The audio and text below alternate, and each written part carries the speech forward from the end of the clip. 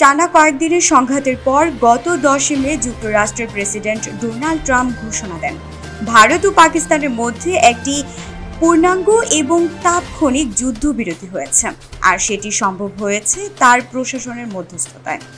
তবে এর মধ্যেই সামনে এসেছে দুই পারমাণবিক শক্তিধর দেশের সামরিক দুর্বলতার চাঞ্চল্যকর তথ্য। বিশ্বজুড়ে এই যুদ্ধবিরতির খবর স্বস্তি দেখা দেয়, কারণ পারমাণবিক যুদ্ধের আশঙ্কা, যা এক গবেষণা অনুযায়ী এক সপ্তাহে প্রায় 12.5 কোটি মানুষের প্রাণ নিতে পারে, অঞ্চল জুড়ে দুশ্চিন্তা বাড়িয়ে দিয়েছিল এবং এটি যুক্তরাষ্ট্রকে সক্রিয় কূটনৈতিক উদ্যোগ নিতে বাধ্য করে। আন্তর্জাতিক নিরাপত্তা বিশ্লেষক মাইকেল শোব্রিজ জানান, ভারতের দুর্বলতা প্রকাশ পেয়েছে। পাকিস্তান চীনের তৈরি J-10C যুদ্ধ বিমান এবং অত্যাধুনিক চীনা ক্ষেপণাস্ত্র ব্যবহারের মাধ্যমে ভারতের রাফাল সহ 5টি যুদ্ধ বিমান ভূপাতিত করেছে বলে দাবি করেছে।